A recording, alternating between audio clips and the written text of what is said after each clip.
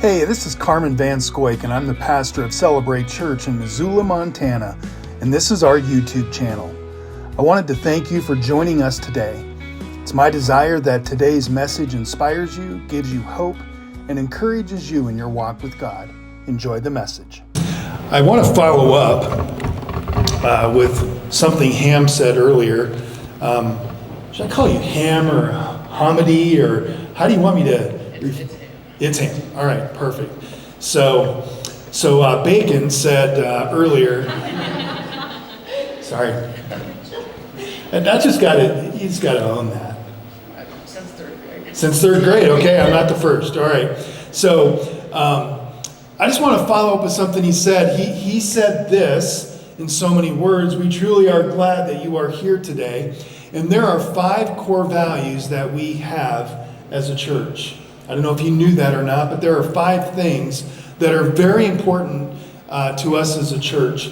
And the first of those things is, and it's what I believe is our most important core value, is we have a passion for helping people find Jesus. I'm sure you know that already. If you've been here, if maybe this is your first Sunday or maybe second, just know this: nothing else matters more to us than this, that people would find Jesus. Nothing else matters more. You matter to us because you matter to Jesus. That's so important. But there's a core value that we're going to look at for the rest of our time today. It's our third core value, and it's simply this: we believe that no one should do life alone. We truly believe that. You've been created by a loving God, and built into your DNA, built into your genetic coding, is a God-given need to be in a relationship with other people, to have people in your life. Sort of reminds me of a television show. I'm going to date myself a little bit here, and there's probably only 4 of us in the room that know this TV show, but Cheers was a TV show. Great show, right? It was a sitcom from the 80s, and it was starring Ted Danson and multiple others that have actually gone on and done very well since that show. But Ted Danson played the part of Sam Malone. Now, if you don't know the sitcom or unfamiliar with the story, Sam Malone was a relief pitcher for the Boston Red Sox. And then after he finished his career in baseball, he bought a bar in the Boston area, and that bar was called Cheers. The opening theme song for that show was, in my opinion, one of the best theme songs in television history. Listen to the words of the chorus. Sometimes you want to go where everybody knows your name, and they're always glad you came. You want to be where you can see our troubles are all the same. You want to be where everybody knows your name. I don't know about you, Brian, but it kind of makes me want to just curl up in front of the TV and watch a few episodes right in a row, one after the other. Here's the thing, though. I believe church should be like that. Community, acceptance, a place where people know you by name. They say your name back to you. Church should be all those things, but it should be more than that as well. You see, I need friends. I need people who don't just know my name, but they hold me accountable. People who love me enough to tell me when my thinking isn't right, and my thinking oftentimes, maybe not often anymore, but it certainly does go wrong. I get thinking the wrong thing, and I need people in my life who grab a hold of me and they're like, what are you thinking about right now? Because I don't think it's the Lord.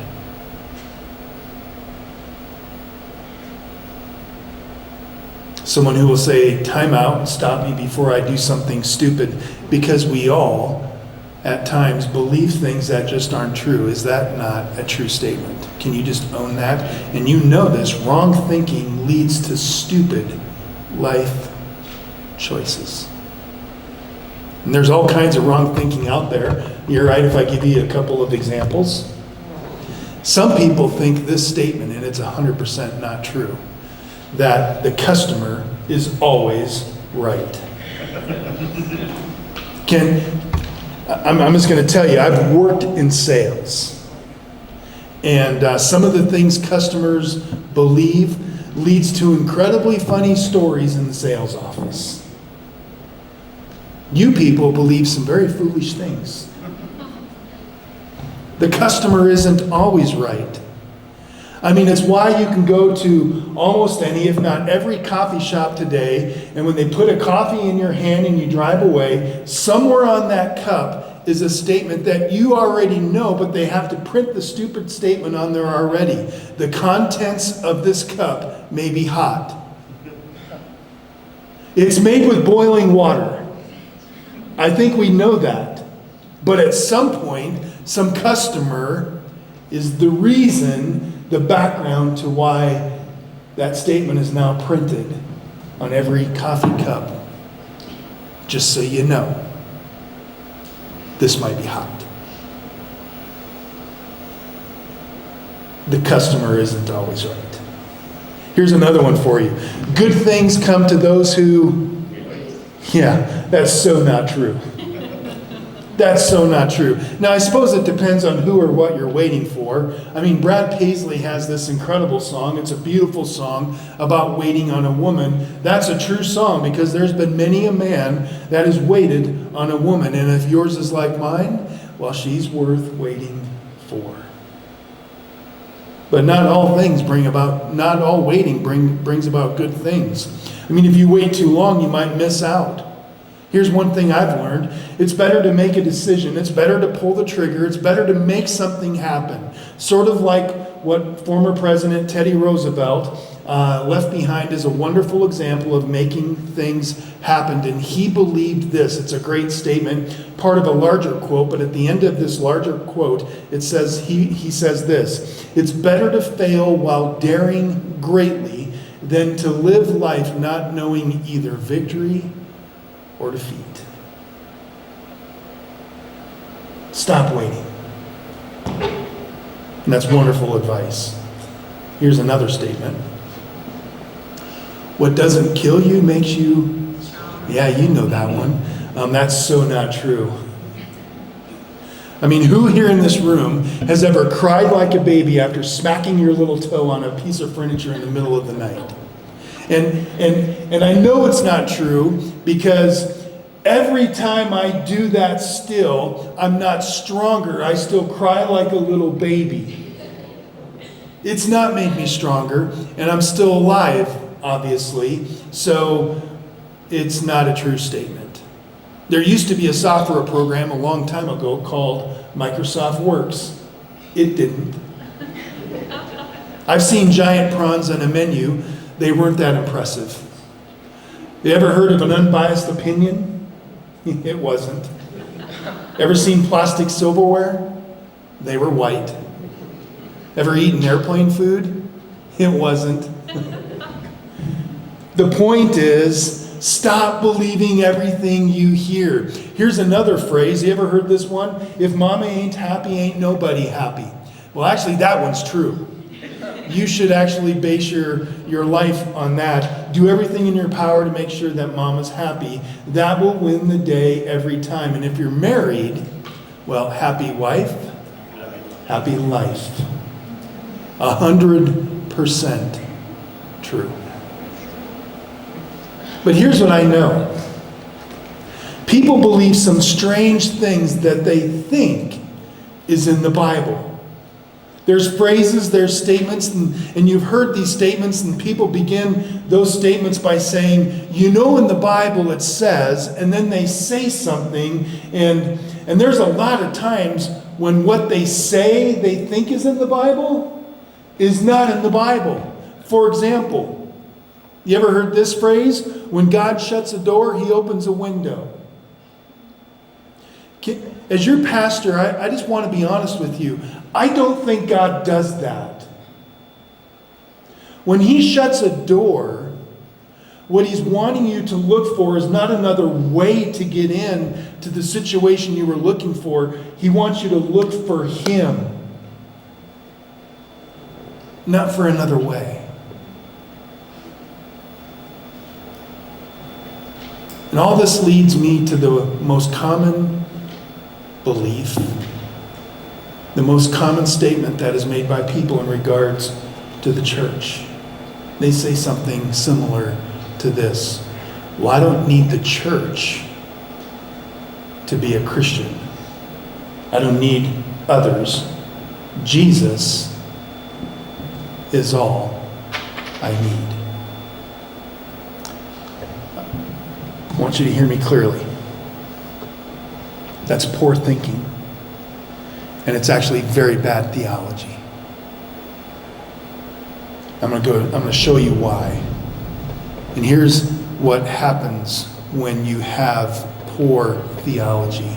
It leads to very bad thinking. In the opening pages of the Bible, we see God's creative genius at work. And we see the splendor of his hands. And after 6 days, you know what he's most proud of all of his creation? You. You. After God makes man, he steps back and he says, that's very good. But he doesn't stop there, because just a couple of verses later, God makes the first negative statement recorded in all of the Bible. He actually says this: it is not good for man to be alone. What God says is he needs another. I love that. I just saw a woman, I'm not going to say who it was, look at the man sitting next to her and she's shaking her head. Yeah, that's exactly right. It is not good for man to be alone. Maybe, just maybe, God was saying that nothing good comes from a man who's alone. I'm not sure. That could be the case. It might be true. But it is very true that man was not meant to live life alone. And when I say man, I'm talking about man and women. We're not to live life alone. Being alone is no bueno, right? It's no good. That's about the limit of my Spanish, by the way. But being alone is terrible.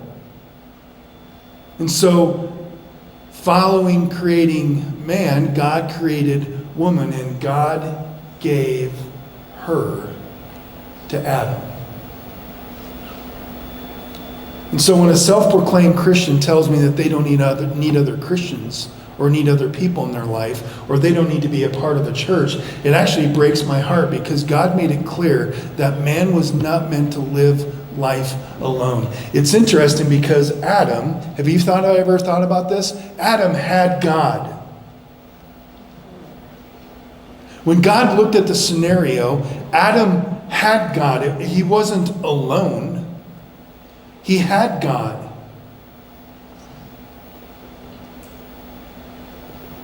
But it's not enough, according to God, to have God and no one else.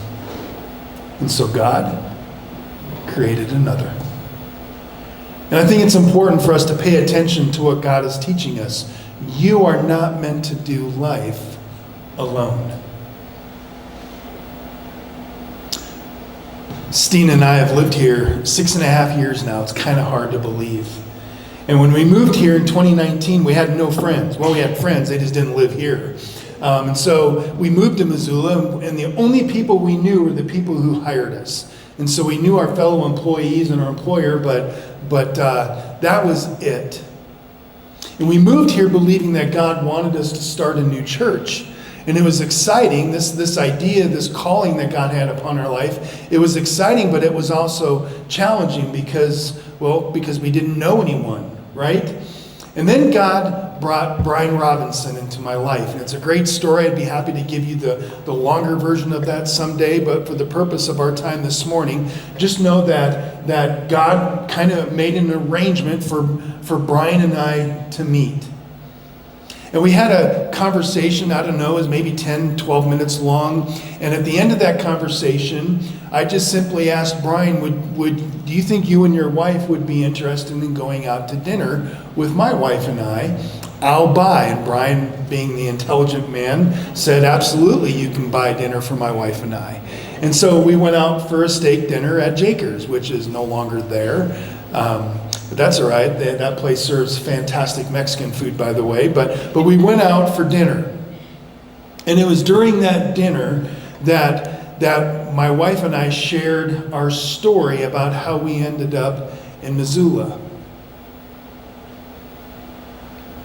And they listened, and then they shared their story about how they ended up in Missoula. And it was wonderful conversation. And towards the end of the evening, I shared just a little bit more about how, we're looking to start this church, and we'd like for you to consider praying about this and to determine whether or not this would be something that you would be interested in. And I'll never forget, it might be the boldest I've ever seen Di. Because Di literally leaned across the table, and she looked me in the eye and she said, "We're in." As we're walking out to the truck, I'm holding my wife's hand, and tears started going down my cheek. And I've told them many times how important and how, quite honestly, life-changing that conversation was. Because we get in the truck and I just look at my wife and I'm like, we have friends now.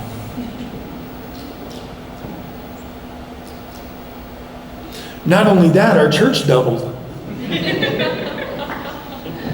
It was awesome.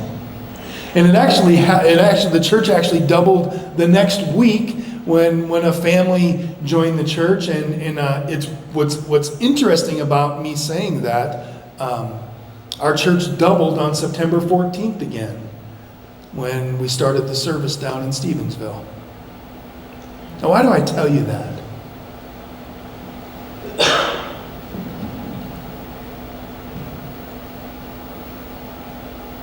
When you have someone in your life that you can now identify as a friend, it's a game changer.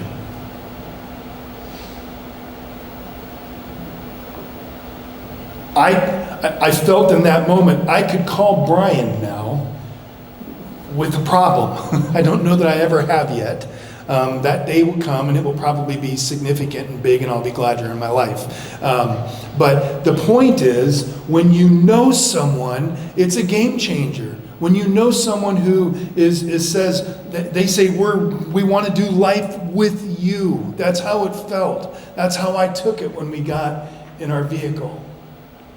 It made all the difference in the world. And it reminds me of a scripture that I want to share with you this morning. I would encourage you to turn to Ecclesiastes chapter 4. And let's look at verses 9 through 12. Two people are better off than one, for they can help each other succeed. If one person falls, the other can reach out and help, but someone who falls alone is in real trouble. Likewise, two people lying close together can keep each other warm, but how can one be warm alone? A person standing alone can be attacked and defeated, but two can stand back to back and conquer. Three are even better. Would you say even better? Solomon says three are even better, for a triple braided cord is not easily broken. Solomon, it's been said that he's the wisest person that ever lived, says some very interesting and important things for us to keep in mind here. Let me remind you of just a couple of those. He writes, 2 people are better off than one. This is commonly shared in a marriage, and appropriately so. 2 people are better than one. You now do life together. You have someone beside you to share in the dreams and plans and purposes, and through the high moments in life and in the low moments in life, you have someone to walk that journey with you. But I think it's important to recognize that he adds this: 3 are even better. 3 are even better. One person's vulnerable. If he falls, who will help him up? 2 is a good start, but 3 is even better. And that's good theology. Because this is one of the great benefits of the church. I don't know if you think of church this way, but my wife and I certainly do. We're family in this room. You matter to us. Our closest biological family is over 1,000 miles away. I'm sorry. My son's in the room. I'm so sorry. But you understand the point. You matter to us. You're important. We love having you in our lives. By the way, if you're ever going through something and you have this thought, should I call Carman? Yes, please do. That's part of the calling that God has placed in my life, to walk through difficult valleys with you, to share in the joys that you have in life, but also to walk through those difficult moments when you experience things that no one should have to experience on this side of eternity, but we all still have moments like that. You matter to me. You matter to us. Very much so. We're family.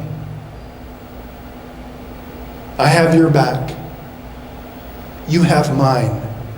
We are created to be the body of Christ. And part of the benefits of that is that we are to be here for each other. So God said it's not good for you to be alone. It's in the opening pages of the Bible. And then Solomon added to that verses we just read, that 2 are better than 1, but 3 is even better. Let me ask you a question, okay? Let me just ask you a question. Is there anything that God cannot do? Well, that's an easy answer, right? Of course not. There's nothing that is too great, or there's nothing impossible for God. He laughs at the impossible, and he takes delight in doing what others think cannot be done. But if that's true, and it is, I'm just asking another question here. This is sometimes how my brain works. Why then was Jesus born to a man and woman? Was that the easiest way to accomplish God's purpose? I mean, why go through all the inconvenience of carrying a child, giving birth, having Jesus as a toddler? Think about just how crazy that is. Mary changed the diapers of the Son of God. Why? Why would God choose for his son to be born into an earthly family? And it's important. This is not insignificant. Which leads me to more questions. Why would Jesus learn the family trade of carpentry? How did he learn that? With Joseph in the room. It might surprise you to know that Jesus remained in the shadows. He lived mostly a private life for 30 years. Raise your hand if you're under 30. So just think about this for a moment. Just think about this for a moment. Jesus knew why he came to earth. And his purpose was greater than any other purpose of any other person who's ever lived. And if he's your age or younger, he's still living in obscurity. It's just interesting. He was born, he was raised, he grew up, and he lived with an earthly family. And then, when it came time for him to go public, one of the first things he did was to choose 12 disciples, to choose 12 men to do life together with. We find in Mark chapter 1, the first two, according to the Gospel of Mark, was Simon and Andrew. And he walks up to them, and they're cleaning their nets because they have been fishing all night long. Which, by the way, you got to talk to Brian about his fishing trip in Canada. He caught 471 fish while he was in Canada. He'd love to tell you more of that story. All I know is I just want to go up there next year. But listen, he walks up to Simon and Andrew, and he looks at them and he says, "Follow me." And they understood what Jesus was referring to. And it says they dropped their nets and immediately started following Jesus. And then Jesus goes to James and John. They're a little bit farther down the beach. And he says the same thing to them. And they too drop everything they're doing and they start following Jesus. Listen, if Christ is enough, if all you need is Jesus, then why did Jesus choose 12 to follow him? Why bother? Why go through all the trouble of relationships? Those disciples were needy. They were high maintenance. You ever been around a high maintenance person? No one look around, okay? No one look around. But just think about this. It does not take much reading in the Gospels to realize that these guys were more of a hindrance than a help to Jesus. And yet, knowing that in advance, he chooses them.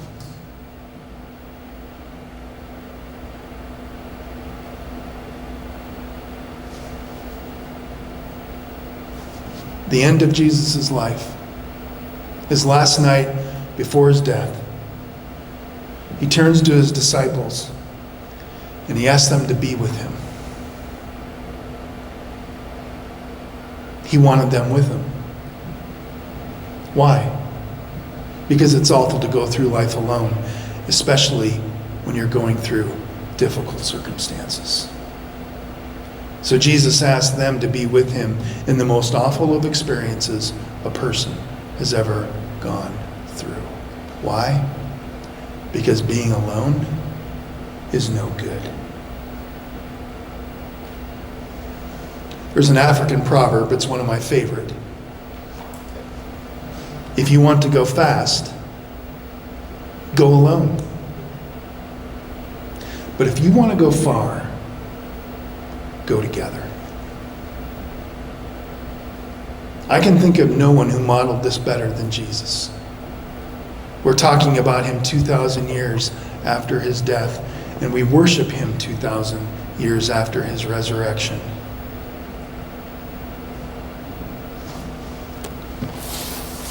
A little over 2 years ago, I'm having a conversation with someone I had met, and this person was just opening up to me. And the person asked for a time, extended time, and so we sat down at a table.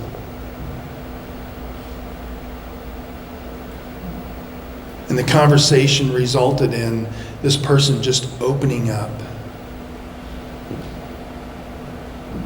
becoming very vulnerable.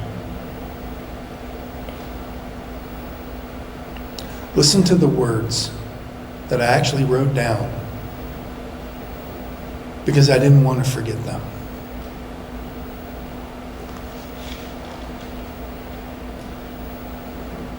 I forgot to fall in love and share myself with another. And I fear it's too late. Do you hear the loneliness?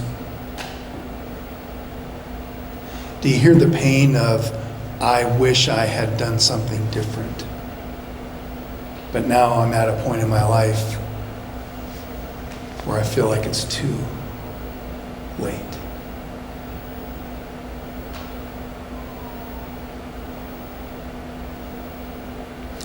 This is why we are encouraging you to get in a life group. 6 weeks. Get in a group. If you've been doing life alone, if you have Jesus but you don't have other Christians in your life who can walk this journey together, you walk with them, they walk with you, I would encourage you, just try it for 6 weeks. Here's what I know. You can do anything for 6 weeks. So get in the life group. Follow these two out to the table and get yourself a book. Get yourself a book. And then determine what life group to be in. So we've made it about as easy as we can. There'll be a couple of life group leaders here. I hope they'll be at the table to have conversations with those that are interested in hearing about how to be a part of their life group. And there's a piece of paper there. If you can't stick around to actually have a conversation, there's a piece of paper on the table. Grab it, put it in your book, and leave. And then you can go to our website and you can see those life groups there as well. And there's contact information about those life groups right there. And any one of those life group leaders would be happy to have a conversation with you about what it looks like to be a part of their life group. And there's probably a couple more life groups that will be starting here before we officially start on the 12th, so a week from today. And here's what I can tell you. If you look at the list of life groups and you're like, well, none of those really work for me. Perfect. I have an answer for you. Grab 2 people and start a life group on your own. And then if you tell me that you've started a life group, I'm going to equip you to be able to lead that group over the course of the next 6 weeks. You won't have to even lead alone. I will help you. It's a piece of cake, I promise. And if you're like, well, what if they ask me a question I don't know the answer to? That's great, because here's what you do. You just say, I don't know the answer to that, but I'm going to call Pastor Carman. And if I don't know the answer, then I'm going to say, I don't have the answer, but let's figure it out together. I've never met someone who has everything all figured out, by the way. But I love trying to figure things out. And so don't let the excuse or the reason of, well, none of those life groups fit my schedule, keep you from considering just starting one. It's a piece of cake. It's very simple. I promise you. 6 weeks. You can do anything for 6 weeks. Make some new friends. In your time together, discuss what you're learning. Ask questions. Write questions in your book. Like after you read something and you're like, I wonder what he means by that. Write the question right in your book. And then when you get in your group once a week, ask your group the question. Learn from each other. And here's what I know to be true. There's a real good chance that at the end of 6 weeks, you're going to discover the value of being in a group, and you're going to want to continue being in a life group even after the 6 weeks are over. Just be honest. I'm in 2 life groups. I got people in my life. Tuesday night, it's almost an hour to get to my life group, and it's almost an hour to get home. It's the longest day I have all week long. There are times I don't get home till almost 11 o'clock at night. Did you know my bedtime's about 9? That is the true statement. Never once have I thought, I'm just going to skip Tuesday night. Because I love getting together with the people that are a part of that group in Stevensville on Tuesday night. Ryan, I'm pointing at you because you're one of them. I love hanging out with you guys. I've made it clear this is truly the highlight of my week. And then Friday morning. Well, I love mornings. Mornings are super easy to me. So 6:30 in the morning, I'm already up before 5:30. So Friday mornings at 6:30, we get together at Paul's Pancakes. That's a men's life group. And if you're a man in this room and you're thinking, I don't have anyone to do life with, well, you have an open invitation to come to our life group on Friday mornings. You're like, I'm not a morning person. Great, start one then that is convenient for you as the leader. That's the benefit you have as a leader, by the way. You pick the time that works out most easiest for you, and you roll with it. It's exactly the reason why a lot of people just decide to be a leader. It's like, well, I don't prefer any of those other times. That's all right, great. Pick one that works for you and start a group. The point is, you need people in your life. Jesus modeled it. Get people in your life. Do life with other people. And watch what happens when you're in with a group of people and you all have the same desire and same goals. The ultimate desire of a life group is to learn how to do life together, but it's really to be like Jesus. To be more like Jesus. I want to finish up with a couple of verses from Romans chapter 12. Beginning with verse 3. Because of the privilege and authority God has given me, I give each of you this warning. Don't think you are better than you really are. Be honest in your evaluation of yourselves, measuring yourselves by the faith God has given us.